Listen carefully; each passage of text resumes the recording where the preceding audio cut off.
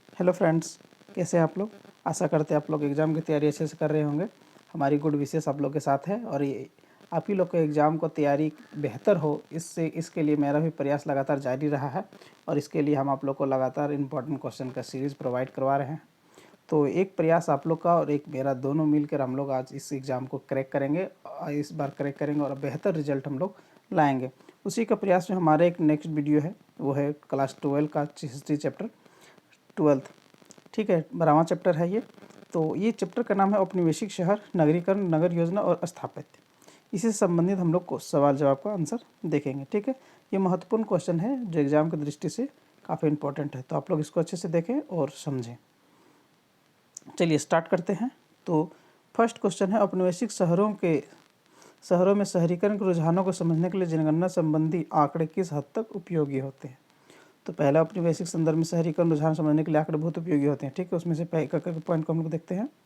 तो इससे श्वेत और अश्वेत लोगों की कुल जनसंख्या या आबादी के जानने में सहयोग मिलता है। यहाँ पर आप लोग एक चीज़ देखिएगा, श्वेत और अश्वेत है।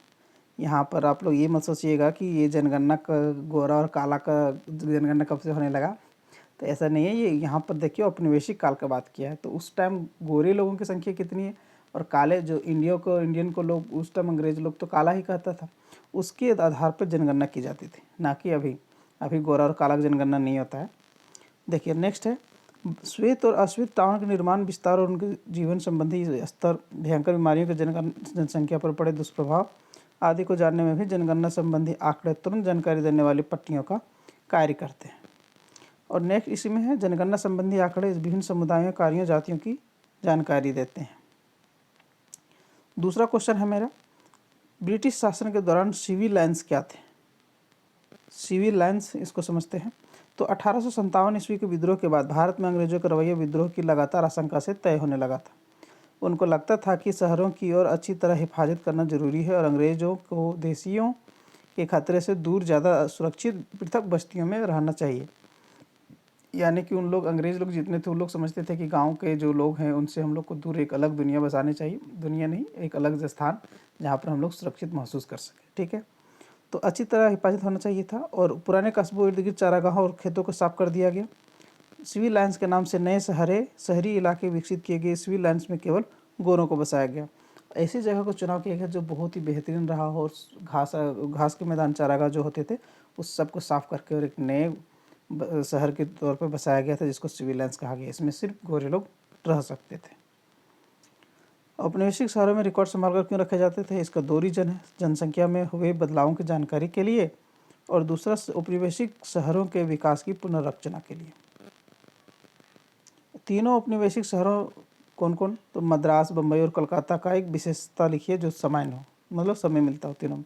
तो मद्रास, कोलकाता और बम्बई, ये तीनों शहरों की बस्तियों में क्या था, ईस्ट इंडिया कंपनी का व्यापारिक तथा प्रशासनिक कार्यालय था और तीनों शहरों के पास बंदरगाह विकसित हुए थे।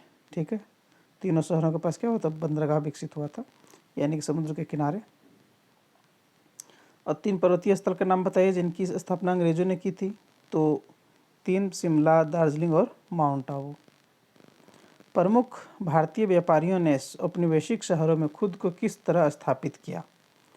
तो प्रमुख भारतीय व्यापारियों ने औपनिवेशिक शहरों, और कौन कौन था औपनिवेशिक शहर, तो मद्रास, बम्बई और कलकत्ता में कंपनी के एजेंट के रूप में रहना शुरू किया था स्टार्टिंग में। ठीक है, लेकिन धीरे धीरे ये भी सभी बस्तियाँ व्यापारिक और प्रशासनिक कार्यालयों वाली थी। बाद में ये प्रशासनिक और व्यापारिक कार्यालय बन गया और इसलिए भारतीय व्यापारियों को यह शहर सुविधाजनक लगा। यह तीनों शहर बंदरगाह थे, इनमें सड़कें, यातायात, जहाजरानी के साथ साथ कालांतर में रेलों की सुविधा प्राप्त हो गई। और इसी में है, भारतीय व्यापारिक और फेरी वाले शहरों में माल गांव से खरीद कर भी लाते थे।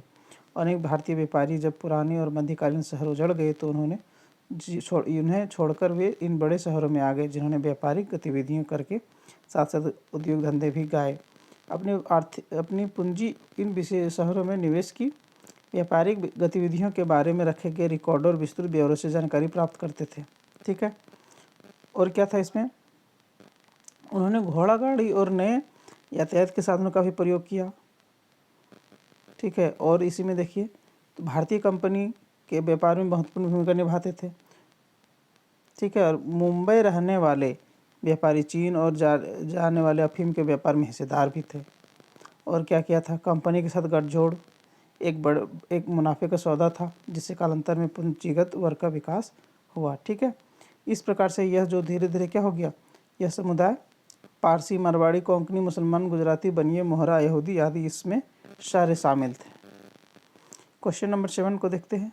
औपनिवेशिक कलकत्ता में नगर नियोजन और पर स्वास्थ्य और सुरक्षा की जरूरतों के प्रभाव का मूल्यांकन कीजिए। तो भारत में औपनिवेशिक का सीधा प्रभाव क्या था, नगर नियोजन पर दृष्टिगोचर होता था। अंग्रेज सरकार ने भारत के प्रमुख बंदरगाहों वाले नियोजन को ढंग से बसाने का विचार किया था, नियोजित ढंग से, यानी कि हर तरह का सुविधा उसमें उपलब्ध हो। इन शहरों में एक शहर था कलकत्ता, जो बंगाल का सूबे का एक महत्वपूर्ण शहर, अंग्रेजी सत्ता की राजधानी थी। एक वाणिज्य, यह भी क्या था, एक वाणिज्य का भी केंद्र था। कलकत्ता शहर के नियोजन तथा का प्रथम चरण लॉर्ड वेलेस्ली के कार्यकाल में प्रारंभ हुआ था। आइए अब इसको एक पॉइंट के तौर पे हम लोग देखते हैं। तो पहला पॉइंट अगर हम लोग देते हैं स्वास्थ्य, तो स्वास्थ्य दृष्टिकोण से बहुत सारे बाजारों, घाटों, कब्रिस्तानों और चर्म शोधन इकाइयों को साफ किया गया। इनमें से कुछ को हटा दिया गया। 1813 में क्या था, हैजा तथा 1896 में प्लेग महामारी ने शहर कलकत्ता को अपनी चपेट में ले लिया। चिकित्सक इसकी ठोस वजह नहीं बता पाए, किंतु जन स्वास्थ्य की अवधारणा को बल मिला। सरकार एवं जागरूक नागरिक, जिसमें क्या थे, द्वारकानाथ टैगोर और रुस्तम जी कोवास जी, यह मानने लगे थे कि शहर को स्वास्थ्यवर्धक बनाना आवश्यक है। अतः घनी आबादी वाले बस्ती तथा झोपड़ियों को हटाया गया। स्वास्थ्य के आधार पर व्हाइट एवं ब्लैक टाउन जैसे नस्ली विभाजन भी हुआ। ये बहुत बड़ा दोष था खैर उस वक्त का। अब सुरक्षा पर हम लोग देखते हैं, तो इसको भार किसको दिया गया था, तो 1756 में नवाब सिराजुद्दौला ने कलकत्ता पर हमला किया था तथा कंपनी को करारी शिकस्त दी थी। और फिर 1757 ईस्वी में क्या हुआ था, सिराजुद्दौला के नेतृत्व में फिर यह एक प्लासी की लड़ाई होता है जो बंगाल में है। 1757 में जब सिराजुद्दौला को पराजित किया गया इस प्लासी की लड़ाई में, तो कलकत्ता शहर की क्या हो गया, किलेबंदी शुरू की, ताकि आसानी से कलकत्ता पर हमला न किया जा सके। 3 गांव, जिसमें से कौन थे, सूतानती, कोलकाता और गोविंदपुर को मिलाकर कलकत्ता शहर बसाया गया। आप लोग याद रखिएगा ये पॉइंट, सूतानती, कोलकाता और गोविंदपुर, सूतानती, कोलकाता और गोविंदपुर, ये तीनों को मिलाकर कलकत्ता शहर बसाया गया था। आप लोगों को MCQ आ सकता है कि किन किन गाँव को मिलाकर कलकत्ता शहर बसाया गया, तो ये 3 थे, सूतानाती, कोलकाता और गोविंदपुर। अब इसी में था क्या था, फोर्ट विलियम के आसपास खुली जगह छोड़ी गई ताकि हमलावरों पर आसानी से गोलीबारी की जा सके। फोर्ट विलियम कहाँ स्थित है, कोलकाता में, जो अंग्रेजों ने बनवाया था। इस प्रकार यह स्पष्ट रूप से देखा जा सकता है कि कलकत्ता शहर के नियोजन में सुरक्षा एवं स्वास्थ्य का व्यापक प्रभाव था। नेक्स्ट क्वेश्चन है, भारत में औपनिवेशिक शासन काल में नगरों की क्या स्थिति थी। तो इसकी स्थिति हम लोग देखते हैं। ग्रामीण इलाकों के गरीब रोजगार के लिए शहरों की तरफ भाग रहे थे। कई लोग आकर्षक जीवन के कारण भी नगरों की ओर खींचे चले जा रहे थे। तो पहला क्या था, रोजगार के लिए, और दूसरा शहरी जीवन के लिए। औपनिवेशिक शासकों ने नियमित रूप से सर्वेक्षण कराए, सांख्यिकीय आंकड़े इकट्ठे किए और समय समय पर शहरों से संबंधित सरकारी रिपोर्ट भी प्रकाशित की। मद्रास, बम्बई और कलकत्ता के नक्शे पुराने भारतीय शहरों से काफ़ी हद तक अलग थे। भवनों का स्थापित कला बदल गया था। और चौथा पॉइंट उसमें देखिए, जिन हिल स्टेशनों में चाय और कॉफ़ी के बागान लगाए गए थे, वहाँ बड़ी संख्या में मजदूर आने लगे थे। अब नेक्स्ट है इसमें 5वां पॉइंट, शहरों में औरतों के लिए अनेक अवसर थे। ठीक है, जिसमें से कुछ सुधारकों ने महिलाओं की शिक्षा का समर्थन किया, लेकिन रूढ़िवादियों ने इसका विरोध किया था। जैसे जैसे समय बीता, सार्वजनिक स्थानों पर महिलाओं की उपस्थिति बढ़ने लगी। जैसे उसमें अगर काम कैसे क्या क्या मिलने लगा था, पहला नौकरानी, फैक्ट्री के मजदूर, शिक्षिका यानी मास्टर के तौर पे, और फिल्म कलाकार रूप के नगरों के लिए नए व्यवसायों में दाखिल होने लगी थी। ठीक है, इस प्रकार से समाज बदलने लगा था। क्वेश्चन नंबर 9, भारत में छावनियों के विकास का वर्णन करें। ये छावनी क्या था उसके बारे में समझते हैं हम लोग। तो अंग्रेजी साम्राज्य की सुरक्षा के लिए अंग्रेज सरकार ने महत्वपूर्ण स्थानों पर छावनियों की स्थापना की थी। याद रखिएगा क्योंकि गई थी इसकी स्थापना, तो अंग्रेजी साम्राज्य की सुरक्षा के लिए। ठीक है, और यह स्थापना किसके द्वारा किया गया था, तो अंग्रेजी सरकार के द्वारा। उन्होंने कई मूल राज्यों की सीमाओं पर राज्य की उथल पुथल को नियंत्रित करने तथा शासकों की गतिविधियों पर निगरानी रखने के लिए छावनियाँ बनाई थी। ठीक है, तो सन 1765 ईस्वी में लॉर्ड लॉर्ड रॉबर्ट क्लाइव ने अपनी सेना रखने के लिए छावनियाँ बनाने की नीति का निर्माण किया। इन छावनियों में ब्रिटिश सेना को रखकर उन्हें सैनिक प्रशिक्षण दिया जाता था और उनमें सैनिक जीवन व्यतीत करने और अनुशासन में रहने की शिक्षा दी जाती थी। ठीक है, ये छावनियों के विकास कैसे हो उसके बारे में वर्णन किया जा रहा। तो उस समय भारत में कितनी छावनियाँ थी? 62। और भारत में सबसे महत्वपूर्ण जो छावनियाँ थी उसमें से लाहौर, पेशावर, फिरोजपुर, आगरा, बरेली, जालंधर, झांसी, नागपुर और मुंबई, कोलकाता, मद्रास, दिल्ली, ये सब मुख्य छावनियाँ थी। ठीक है, और भटिंडा में जो स्थापित की गई थी वो नई छावनी थी, जो 62 छावनियों में से एक सबसे बड़ी छावनी थी। याद रखिएगा, सबसे बड़ी छावनी कौन था? तो भटिंडा। ठीक है, छावनियों पर नियंत्रण रखने वाला सबसे बड़ा अधिकारी डायरेक्टर जनरल होता था। यह छावनियों का प्रशासन तथा छावनियों बाहर तथा भीतर की अचल संपत्ति की देखरेख करता है। इसमें क्या था कि प्रत्येक छावनी का, जितने भी छावनी होते थे ना, उसमें से एक प्रशासन का छावनी बोर्ड चलाता है, जो स्वायत्त शासी संस्था होती है। ठीक है, और छावनियों पर कैंटोनमेंट एक्ट 1924 द्वारा बनाए गए नियम होते हैं। छावनी बोर्डों में लोगों द्वारा बनाए गए नियम लागू भी होते हैं। और साथ ही इसमें क्या होता है, स्टेशन कमांडर बोर्ड का प्रधान होता था। केंद्रीय सरकार प्राथमिक शिक्षा, सड़कों पर रोशनी का प्रबंध तथा सड़कों की मरम्मत कार्य करती है। ठीक है, अब क्वेश्चन नंबर 10 हम लोग देखते हैं कि किन किन भवन निर्माण शैलियों के अनुसार बनाए गए। तो बम्बई शहर में दिखने वाले विभिन्न औपनिवेशिक भवन शैली का निर्माण कौन कौन से किया गया था, उसको हम लोग देखते हैं। तो सबसे पहले क्या था? नवशास्त्रीय या नियो क्लासिकल शैली। इसके अंतर्गत क्या क्या बनाया गया था? तो बम्बई का टाउन हॉल, और दूसरा एल्फिंस्टन सर्कल या हार्निमान सर्कल बनाया गया था। ठीक है, अब इसमें होता क्या था, ये जो नियो क्लासिकल शैली क्या था, तो बड़े बड़े स्तंभों के पीछे रेखा गणितीय संरचना का निर्माण इस शैली की विशेषता थी। यह मूल रूप से क्या था? प्राचीन रोम भवन की निर्माण शैली सैनिकली थी, मतलब सैनिकली थी, तो जिसे यूरोपीय पुनर्जागरण के दौरान पुनर्जीवित, संशोधित और लोकप्रिय किया गया था। ठीक है, तो याद रखिए नियो क्लासिकल शैली के तहत दो चीज़ों का निर्माण किया गया था, मुंबई का टाउन हॉल और एल्फिंस्टन सर्कल का या हार्निमन सर्कल। ठीक है, अब इसी में से एक और पॉइंट आता है जो नव गॉथिक शैली था। उसके अंतर्गत क्या क्या बनाया गया था? तो सचिवालय, बम्बई विश्वविद्यालय, बम्बई उच्च न्यायालय और विक्टोरिया टर्मिनस।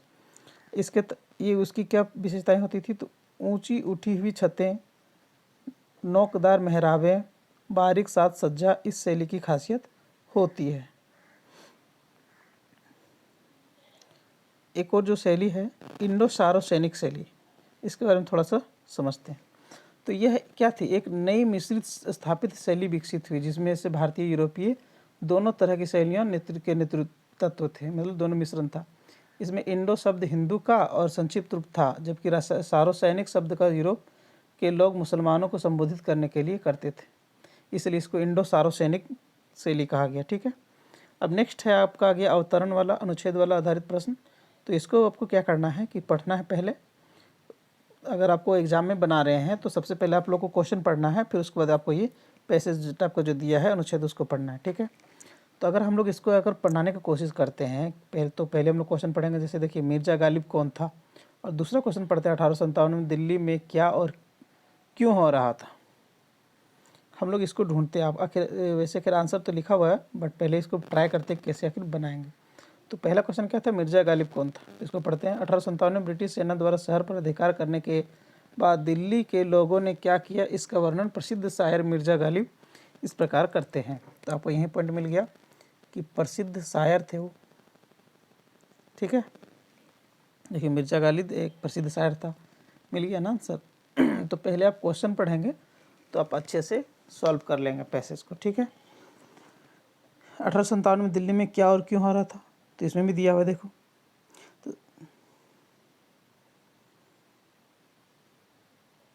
देखिए इसमें दिया है कि 1857 ब्रिटिश सेना द्वारा शहर पर अधिकार करने के बाद दिल्ली के लोगों ने क्या किया, इसका वर्णन प्रसिद्ध मिर्जा गालिब ने किया है। ठीक है, तो इसमें क्या था? दुश्मन को पराजित करने और भगा देने के बाद विजेताओं ने सभी दिशाओं से शहर को उजाड़ दिया। जो सड़क पर मिले उन्हें काट दिया गया। 2 या 3 दिनों तक कश्मीरी गेट से चांदनी चौक तक शहर की हर सड़क युद्ध भूमि बनी रही। ठीक है, तो आपको इसमें पता चल गया होगा कि आखिर कह क्या रहा है। तो इसमें कह क्या रहा था कि तो 1857 का जो विद्रोह हुआ था उसके दौरान जो दिल्ली पर विद्रोहियों का कब्जा हो गया था, उसके तुरंत शीघ्र ही ब्रिटिश सेना द्वारा कब्जे में कर लिया गया था। ठीक है, इसको यानी कि फिर से अपने हैंड में कर लिया था अंग्रेज़ों ने। यही तो इसका आंसर था। तो इस प्रकार से आप लोग बना सकते हैं। पहले आप लोग को क्वेश्चन पढ़ लेना है 2 या 3, उसके बाद आपको ये पैसेज पढ़ना है, तो आप डेफिनेटली कम समय में कर पाएंगे। ठीक है, तो ये इस प्रकार से चैप्टर 12 का ये इंपॉर्टेंट क्वेश्चन सीरीज़ था।